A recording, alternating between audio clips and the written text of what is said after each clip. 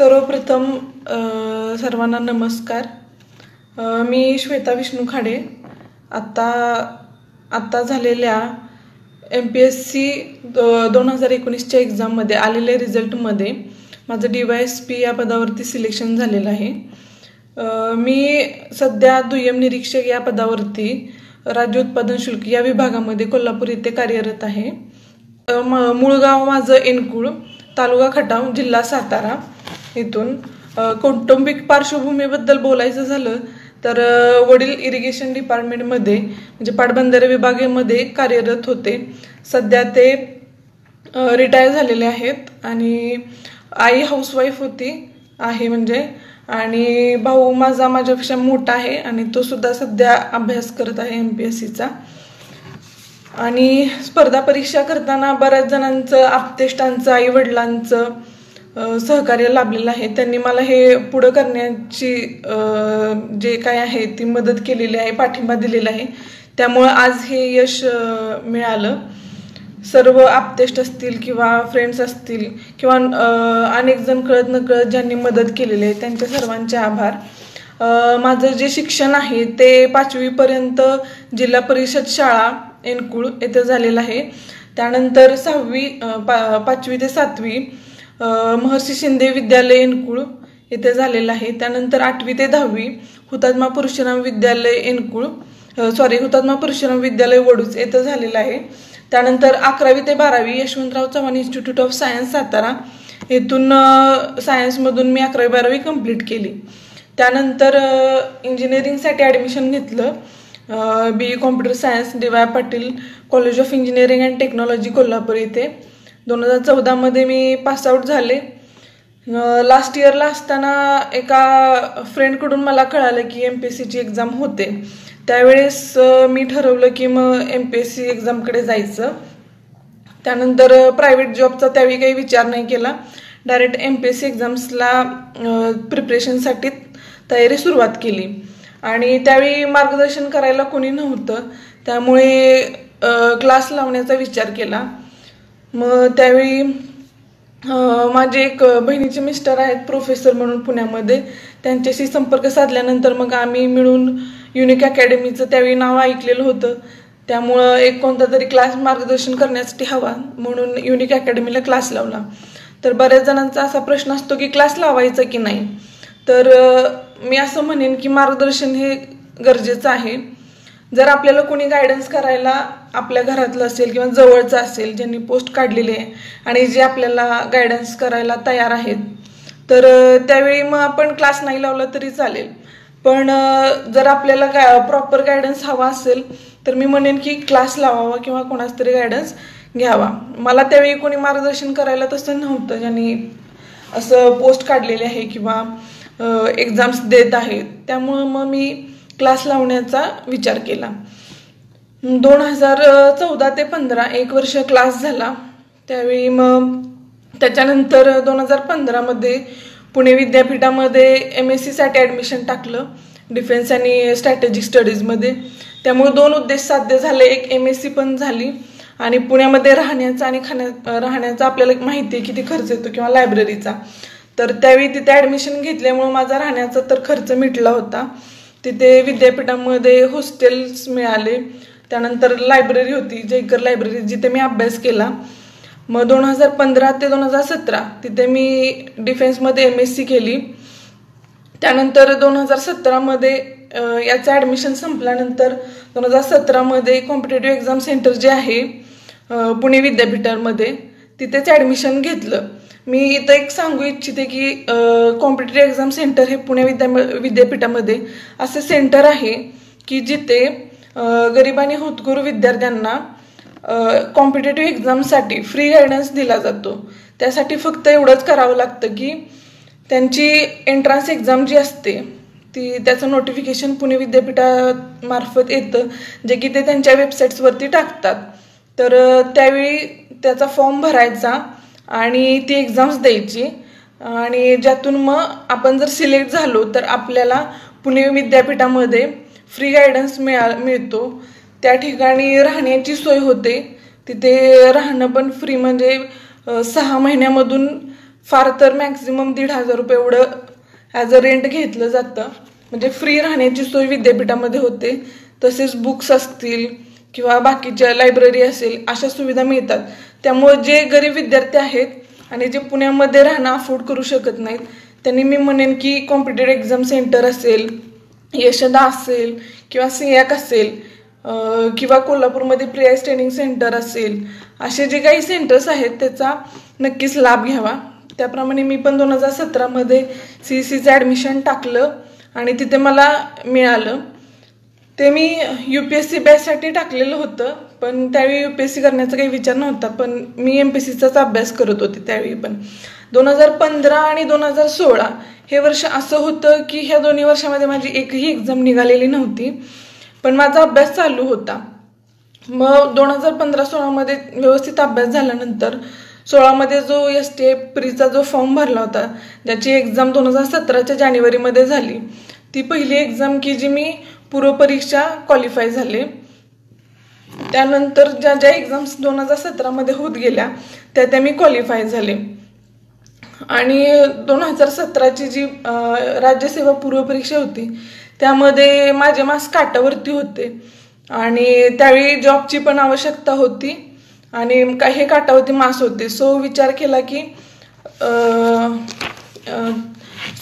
केला की एक जॉब कुठला तरी सिक्युअर करावा आणि आता सध्या जी पोस्ट आपल्याला निघेल ती पोस्ट काढावी. म्हणून मग हे राज्यसेवा मुख्य परीक्षेचे मार्क्स काटावरती असल्यामुळे त्याचा अभ्यास त्यावेळी काही केला नव्हता. आणि ही जी जानेवारीमध्ये पूर्वपरीक्षा झाली STIची, त्याची जूनमध्ये मुख्य परीक्षा झाली. त्याच्यामध्ये मार्क्स पण आले 127, जे की कट ऑफच्या वरती होते. पण झालं असं की हा जो फॉर्म भरलेला होता तो मी भरला होता ओपन फिमेलमधून, त्यामुळं त्यावेळेस डावलण्यात आलं.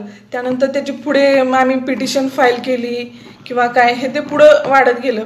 पण एकाच एक्झाम पुरता मी ओपन फिमेलमधून फॉर्म भरलेला होता. त्यानंतर जे कास्टमधूनच भरलेले सगळे फॉर्म, त्यामुळं त्याच्यानंतर आलेली STI असेल किंवा ASO असेल, ह्या एक्झाम्स मी कास्टमधून क्वालिफाय झाले. ह्या 2017मध्येच मे महिन्यामध्ये एक्साईजची पूर्वपरीक्षा झाली, जूनमध्ये STIची मुख्य परीक्षा झाली, तसेच PSIची मुख्य परीक्षा झाली. त्या दोन्ही मी क्वालिफाय झाले त्या वर्षी. आणि त्यानंतर सप्टेंबरमध्ये राज्यसेवा मुख्य परीक्षा होती. पण सुरुवातीला काही कॉन्फिडन्स नव्हता की ही पूर्वपरीक्षा आपण क्वालिफाय होऊन राज्यसेवा मुख्य परीक्षा जी सप्टेंबरमध्ये आहे ती आपल्याला देता येईल असं. त्यामुळे अभ्यास काही एवढा झालेला नव्हता. तरीसुद्धा ती राज्यसेवा मुख्य परीक्षा मी क्वालिफाय झाले आणि इंटरव्ह्यूचा कॉल आला. त्यानंतर पॅनल होतं मेश्राम सरांचं. त्यावेळी 36 मार्क्स आले. त्यामुळं त्यावेळी काही पोस्ट नाही मिळाली. एकतर मुख्य परीक्षेला पण मार्क्स थोडे कमीच होते आणि इंटरव्ह्यूमध्ये पण स्कोर कमी आला. त्यामुळं त्या वर्षी पण काही होऊ शकलं नाही. राज्यसेवेची एक्झाम झाली. त्यानंतर एक 8 दिवसामध्येच एक्साईज सब इन्स्पेक्टर या पदासाठीची मुख्य परीक्षा होती. तर त्यावेळेस मग फक्त कायद्यांचा अभ्यास केला. त्यासाठी माझे मित्र आहेत अमर पवार म्हणून, त्यांनी त्यावेळी मदत केली कायद्यांच्या बाबतीत. जी परीक्षा मी परत पास झाले आणि ज्या पदावरती सध्या मी कार्यरत आहे. त्यानंतर ही एक्साईजची सब इन्स्पेक्टरसाठीची मुख्य परीक्षा झाली. त्यानंतर 8 दिवसामध्येच PSIची फिजिकल होती, जे की मी क्वालिफाय नाही झाले कारण की फिजिकलचा काही त्यावेळेस प्रिपरेशनच केलेलं नव्हतं. 8 दिवसामध्ये जमेल तेवढं मी केलं, पण फिजिकल काही क्वालिफाय नाही होऊ शकले. त्यानंतर नोव्हेंबर-डिसेंबर या महिन्यामध्ये STI आणि ASO या 2 मुख्य परीक्षा झाल्या. त्या दोन्ही मी पास झाले आणि त्या दोन्हीमध्ये पण माझं सिलेक्शन झालं. आणि परत 2018मध्ये राज्यसेवा पूर्वपरीक्षा मुख्य परीक्षा ह्या दोन्ही क्वालिफाय झाले. इंटरव्ह्यूचा कॉल आला, इंटरव्ह्यू दिला. तर त्या वर्षी 3 मार्क्सनी सेक्शन ऑफिसर ही पोस्ट गेली. मग 2018मध्ये सप्टेंबरमध्ये दुय्यम निरीक्षक राज्य उत्पादन शुल्क या पदासाठी मी जॉईन केलं. त्यापूर्वी ASOचं माझं जॉईनिंग आलेलं होतं 2018मध्ये, पण त्यानंतर राज्यसेवा मुख्य परीक्षा होती त्यामुळे मी ती जॉईन नाही केली. आणि मग ही जॉईन केली एक्साईज सब इन्स्पेक्टर म्हणून. आणि त्यानंतर इथं आल्यानंतर पण मी माझा अभ्यास सुरूच ठेवला जॉब करत करत. त्यानंतर राज्यसेवा पूर्व परीक्षा 2019ची दिली, त्यामध्ये पण मी क्वालिफाय झाले. त्यानंतर मुख्य परीक्षा दिली, इंटरव्ह्यू दिला आणि ह्यावेळेस आत्ता DYSP म्हणून माझं सिलेक्शन झालं. तर आता सर्वात महत्त्वाचं म्हणजे की प्रश्न पडतो सगळ्यांना की अभ्यास कसा सुरुवात करावा, केव्हा सुरुवात करावा आणि कसा करावा. तर त्याबद्दल आपण बोलूयात.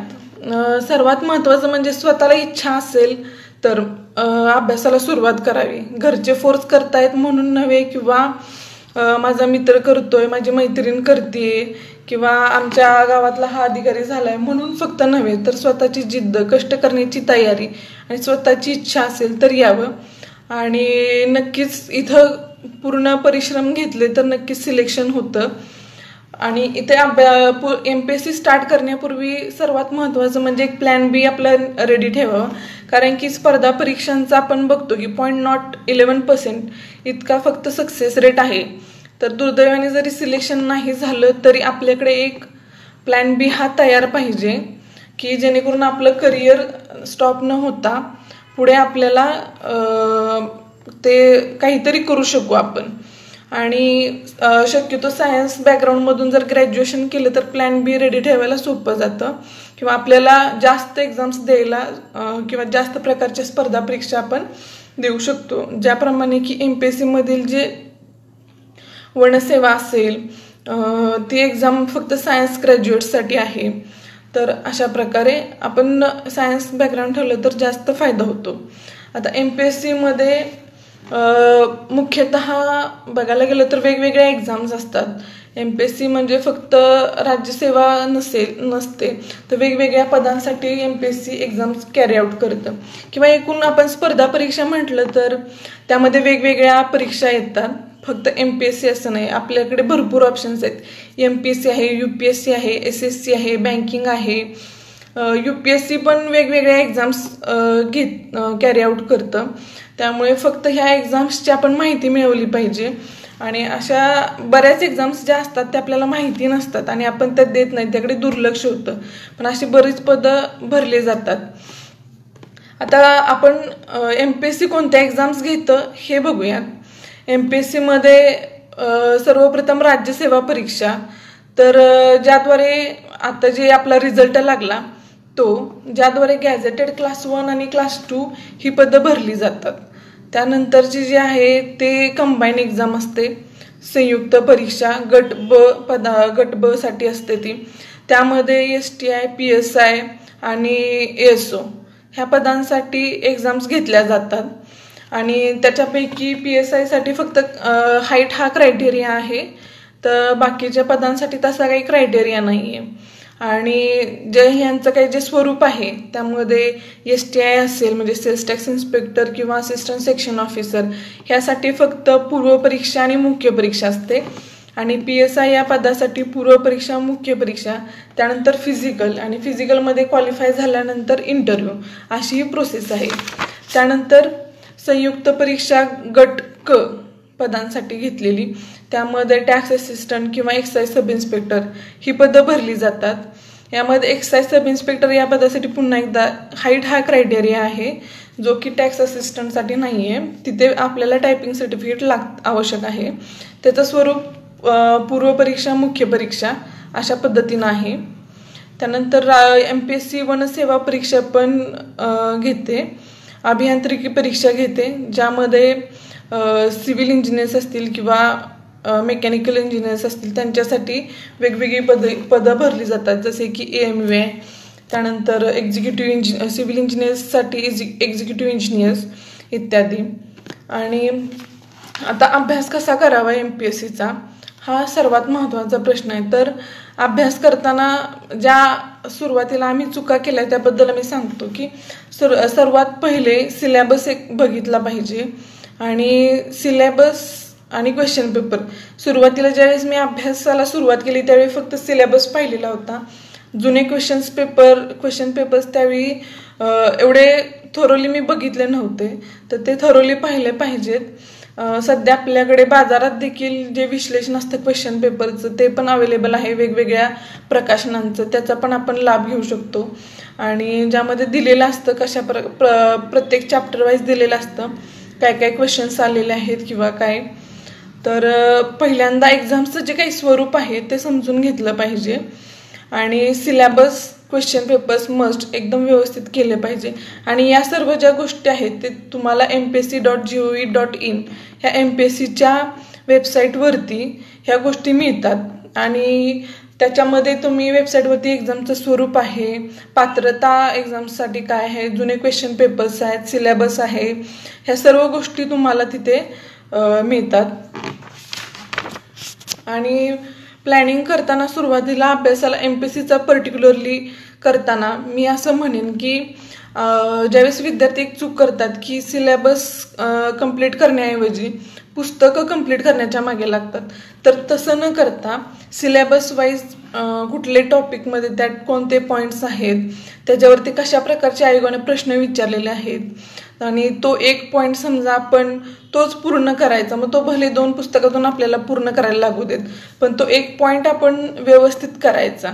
त्यासाठी सिलेबस क्वेश्चन पेपर पुन्हा एकदा सांगते की त्याचं ॲनालिसिस व्यवस्थित पाहिजे आणि ते व्यवस्थित केलं पाहिजे. आणि अभ्यासाला जे आता नवीन फ्रेशर्स आहेत त्यांच्यासाठी मी असं म्हणेन की MPSCचा अभ्यास सुरू करताना मुख्य परीक्षेचा अभ्यास करून ठेवावा.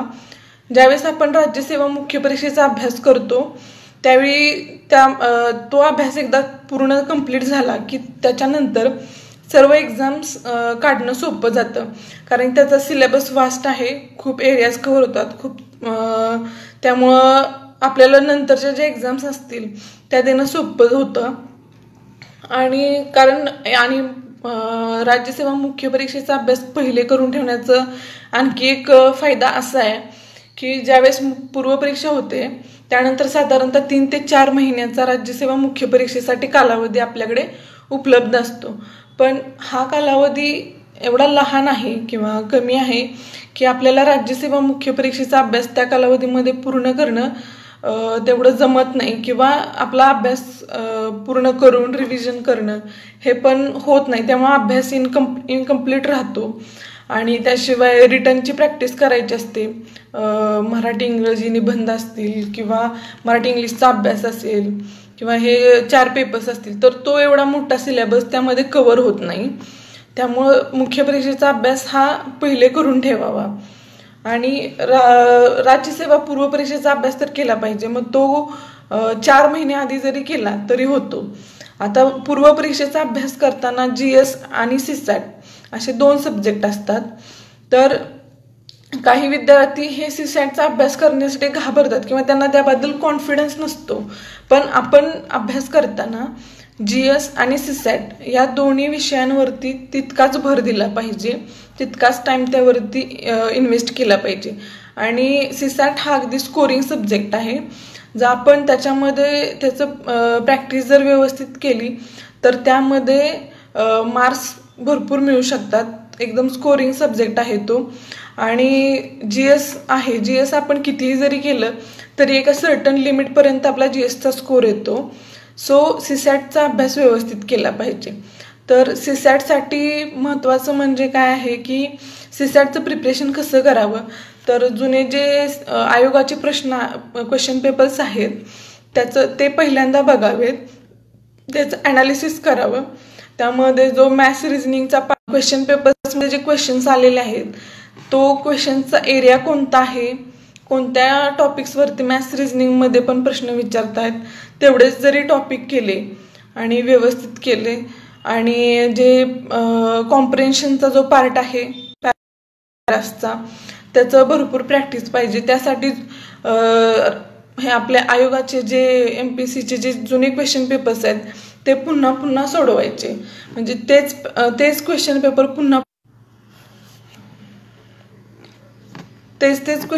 पुन्हा सोडवल्यानंतर आयोग नक्की कशावरती क्वेश्चन्स विचारतं ते आपल्याला समजतं.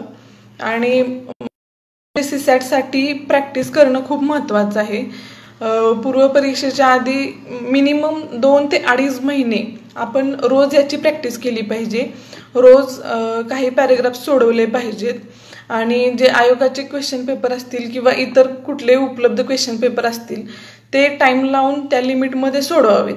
शक्यतो सीसॅटचा पेपर आपला दुपारी असतो, तर तो पेपर आपण दुपारी सोडवायचा, प्रॅक्टिस करायची, जेणेकरून एक्झाममध्ये पण आपल्याला त्याची सवय लागते आपल्या डोक्याला आणि आपल्या मनाला. म्हणजे तो जेवल्यानंतरचा काळ असतो ज्यामध्ये आपल्याला झोप येण्याची म्हणजे वामकुक्षीची वेळ असते थोडक्यात, पण त्या वेळेतच आपला तो सीसॅटचा पेपर सोडवायचा असतो. त्यामुळे त्याच वेळेस शक्यतो प्रॅक्टिस करावी. अशा प्रकारे पॅरेग्राफ आणि मॅथ्स रिझनिंगची प्रॅक्टिस करावी.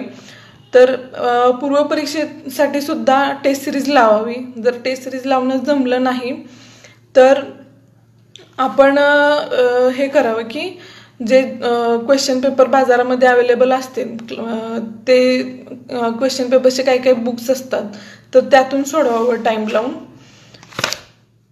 तर असे प्रश्न असतात की नोट्स काढाव्यात की कसं, तर माझं असं म्हणणं आहे की नोट्स काढताना माझ्याबद्दल असं होतं की नोट्स काढताना हाताखालून जातं, त्यामुळे ते जास्त लक्षात राहतं. पण प्रत्येकाला जसं ज्या प्रकारे सुटेबल होईल त्या प्रकारे त्यांनी तो अभ्यास करावा आणि अभ्यास करताना स्वतःची स्ट्रॅटेजी असावी, स्वतःचा प्लॅन असावा. कोणी एका आठवड्यामध्ये एक सब्जेक्ट करेल किंवा एका महिन्यामध्ये एकच सब्जेक्ट करेल किंवा कोणी एका दिवसामध्ये 2 सब्जेक्ट, एका दिवसामध्ये एकच सब्जेक्ट, असं प्रत्येकाने स्वतःच्या पद्धतीने करावे. आणि अभ्यास करताना मुख्यतः कन्सेप्ट क्लिअर करण्यावरती भर द्यावात. भले आपल्याला अभ्यास सुरुवातीला करताना थोडा वेळ लागेल, पण एकदा जर कन्सेप्ट क्लिअर झाल्या तर पुन्हा आपल्याला रिव्हिजन करताना सोपं जातं आणि एक्झाममध्ये आपल्याला कन्सेप्ट क्लिअर असतील तर योग्य उत्तर सापडतात प्रश्नांची. त्यामुळे कन्सेप्ट क्लिअर करावेत. आणि आता आपण पाहिलं MPSCचा जो बदललेला पॅटर्न आहे तर तो क्वेश्चन्स जास्त कन्सेप्च्युअल विचारले जातात. सो कन्सेप्ट क्लिअर करण्यावरती भर द्यावात. आणि सर्वात महत्त्वाचं एक आणखी आहे की रिव्हिजन आपण नेहमी केली पाहिजे. कारण जर आपण वाचलेल्या गोष्टींची रिव्हिजन केली नाही तर पुन्हा थोड्या दिवसांनी ते वॉशआउट होतं आणि ते विसरतो आपण. सो समजा आज अभ्यास केला एखाद्या विषयाचा किंवा एखादा टॉपिक आपण आज वाचतोय, तोच उद्या आपण कंटिन्यू करत असू दे किंवा नसू दे, तर आपण काल काय वाचलं हे उद्या एकदा रिव्हिजन झाली पाहिजे आणि त्यानंतर परत पुढचा अभ्यास सुरुवात केला पाहिजे. आणि अभ्यास करताना आणखी एक गोष्ट अशी आहे की जी मी फॉलो करते की चिंतन केलं पाहिजे. वाचल्यानंतर जे काय आपण वाचलेलं आहे तेवढ्या वाचलेल्या गोष्टीचं शांत बसून चिंतन करणे, त्याच ठिकाणी बसून किंवा आठवणे की आपण काय वाचलं होतं, त्यामध्ये कोणते कोणते पॉईंट्स होते, ह्या पद्धतीचा जास्त उपयोग होतो. आपण जास्त आपल्या ते लक्षात राहतं. आणि न्यूजपेपर एक वाचला पाहिजे, जे की मी लोकसत्ता वाचत होते. गव्हर्नमेंट वेबसाईट्स आहेत ज्या काही फॉलो केल्या पाहिजेत, पर्टिक्युलरली HRD या सब्जेक्टसाठी, त्यानंतर करंट अफेअर्ससाठी. ह्याच्यामध्ये मुख्य परीक्षेमध्ये जे स्कोरिंग सब्जेक्ट्स आहेत, भूगोल, पॉलिटी असेल किंवा HRD ह्याचा व्यवस्थित अभ्यास करा. ते स्कोरिंग सब्जेक्ट्स आहेत, त्यामध्ये स्कोर चांगला येतो. ह्यामध्ये जिओग्राफीचे जर कन्सेप्ट क्लिअर करून घ्यायचे असतील तर त्यामध्ये आपल्याला मृणाल पटेलचे व्हिडिओज यूट्यूबला अवेलेबल आहेत. ते अतिशय छान आहेत, ज्यामुळे आपला कन्सेप्ट क्लिअर होतील. त्यानंतर इकॉनॉमिक्ससाठी देखील मृणाल पटेलचे व्हिडिओज छान आहेत, जे मी स्वतः बघितले होते. हे व्हिडिओज बघताना MPSCमध्ये काय सिलेबस आहे ते पाहणे, तो सिलेबस तेवढेच पॉईंट्स त्यातून पाहणे, म्हणजे आपल्या सिलेबसमध्ये ज्या एक्झाम्सची आपण तयारी करतोय त्या सिलेबसमध्ये ज्या गोष्टी गरजेच्या आहेत तेवढेच पाहणे. त्यानंतर अनअकॅडमीचे व्हिडिओज देखील आपण पाहू शकता. आणि सीसॅटसाठी मॅथ्स आणि रिझनिंगसाठी याचे व्हिडिओ महेंद्र गुरुचे व्हिडिओज आहेत, जे बँकिंगसाठी अभ्यास करणारी मुलं जे बघतात महेंद्र गुरुचे व्हिडिओज ते छान आहेत, मी स्वतः ते बघितले होते. सो आणखी हे अनअकॅडमीचे व्हिडिओज आहेत. असे बरेच व्हिडिओज किंवा कोणत्याही बाबतीत एखादी कन्सेप्ट आपली क्लिअर होत नसेल तर असे व्हिडिओज आपण बघितले यूट्यूबवरती तर त्या गोष्टींची कन्सेप्ट आपल्या क्लिअर होतात. पर्टिक्युलरली सायन्स बाबतीत आर्ट्सचे विद्यार्थी असू देत किंवा इतर कोणतेही कन्सेप्ट क्लिअर होत नाहीत. त्यासाठी त्या कन्सेप्टसाठी काय करायचं तर व्हिडिओज वगैरे बघितले तर ते कन्सेप्ट क्लिअर होतात. मला इथं बोलण्याची संधी दिली त्याबद्दल वंजारी सेवा संघ महाराष्ट्र यांचे आभार मानते. आणि सुधाकर आणि राहुल जाधवर सर यांचे मी आभार मानते, त्यांनी मला बोलण्याची संधी दिली. आता इथं आलेले जे क्वेश्चन्स आहेत ते मी घेते. इंटरव्ह्यूचा अनुभव.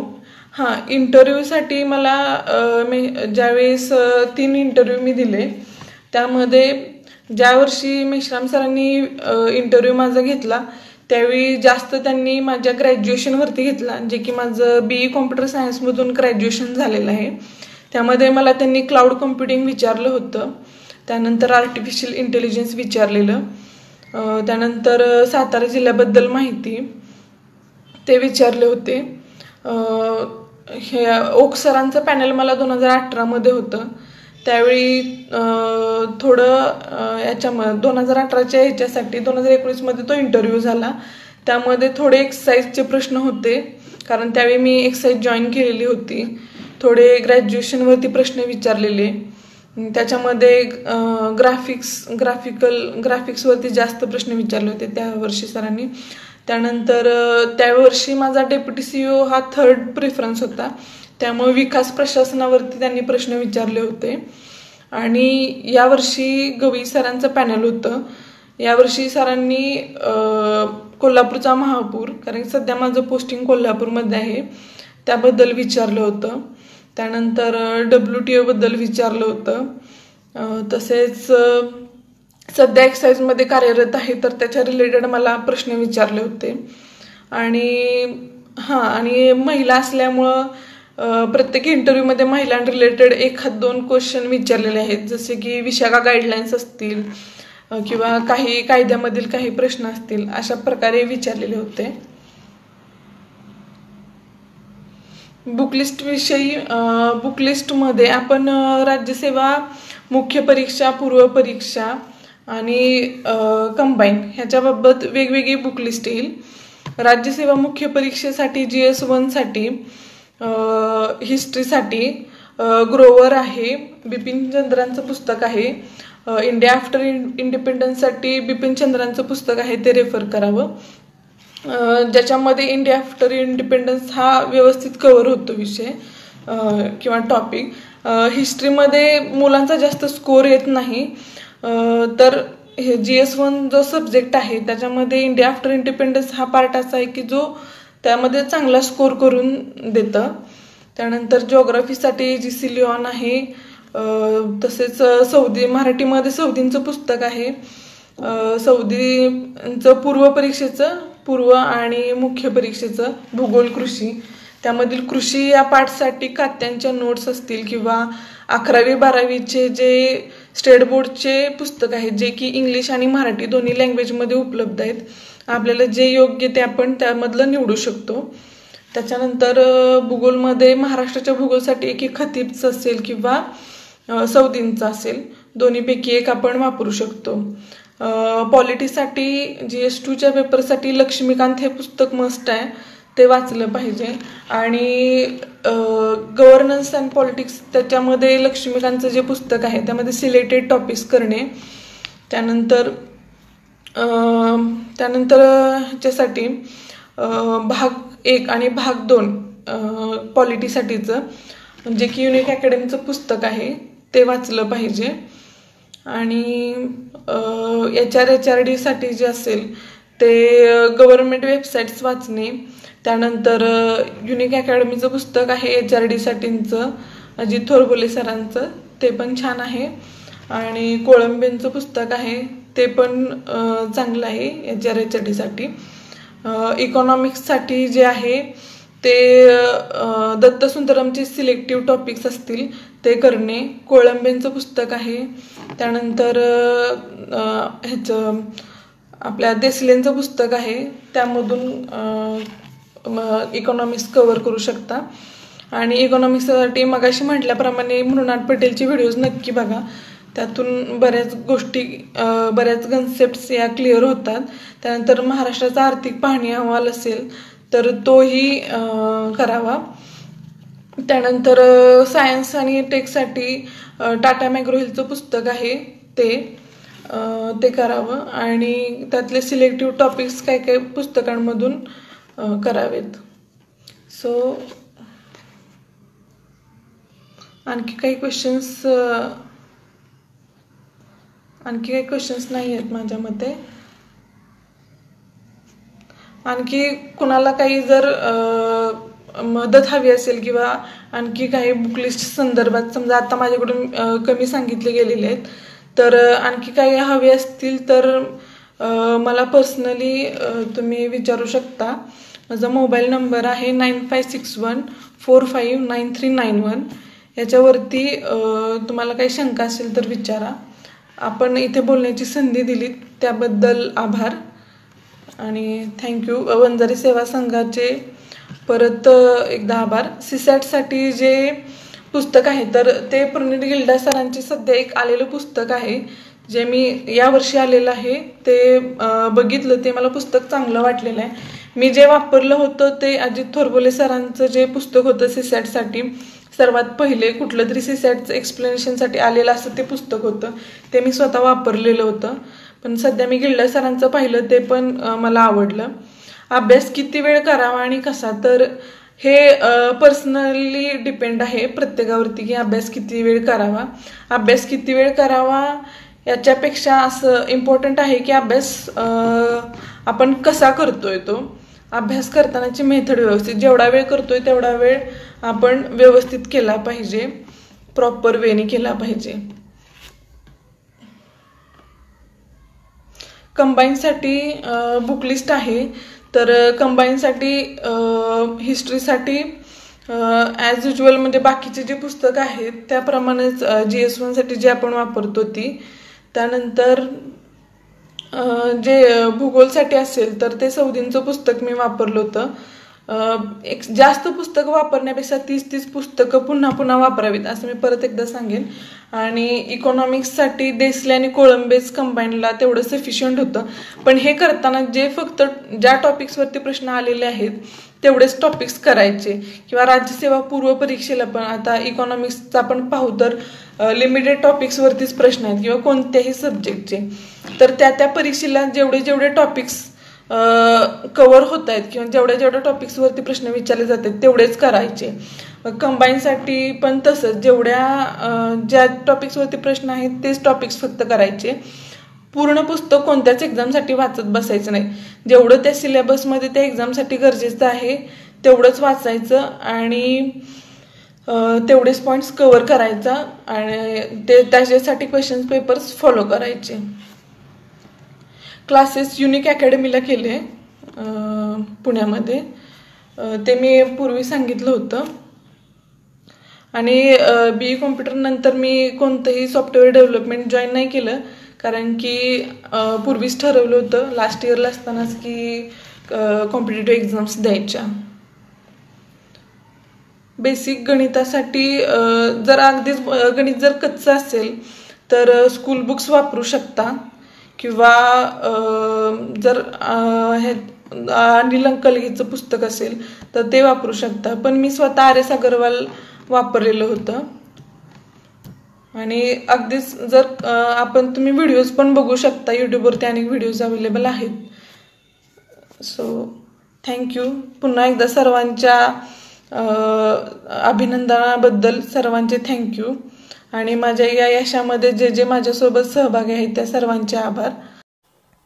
धन्यवाद विद्यार्थी मित्रांनो, आपण या ठिकाणी ही व्हिडिओ बघत आहात आणि एन्जॉय करत आहात। असेच व्हिडिओ याच्या पूर्वीही आपण टाकलेले आहेत, ते तुम्ही प्लेलिस्टमध्ये जाऊन बघू शकतात आणि यानंतर सुद्धा ते येत राहणार आहे। त्यासाठी चॅनलला सबस्क्राईब करा। तुम्हाला व्हिडिओ आवडला असेल तर नक्की लाईक करा आणि तुमच्या काही सूचना असतील तर त्या कमेंट करा। पुन्हा एकदा धन्यवाद।